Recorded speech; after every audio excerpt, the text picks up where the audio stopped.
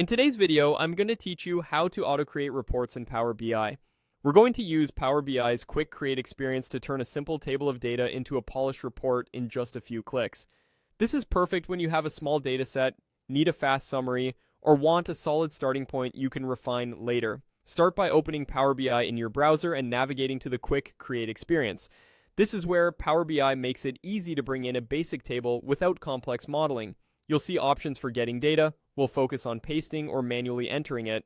Choose the option to paste or manually enter data. If you already have a table in Excel or Google Sheets, copy it with the column headers included.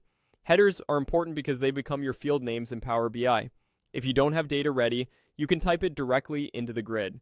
Keep your table clean, one header row, no merge cells, and consistent data types in each column. For example, keep dates in a date format and numbers free of symbols like commas or currency signs to help Power BI detect them correctly. Paste your data into the grid. After pasting, quickly scan the columns to confirm they look right. If a number column shows as text or a date looks off, adjust the values so Power BI can interpret them properly. This small check helps the automatic report builder choose sensible visuals and summaries. Think of it as setting the foundation so the auto-created report reflects the story you want to tell. Next, change the name to something clear and descriptive. Rename the dataset or report so you can find it easily later, and so teammates understand what it contains at a glance. A good name might include the subject and time frame, like Sales by Region Q4 or Support Tickets 2025 YTD. Consistent naming will save time when you start building more content. Finally, click Auto Create Report. Power BI will analyze your fields, detect measures and categories, and assemble a ready-to-use report layout.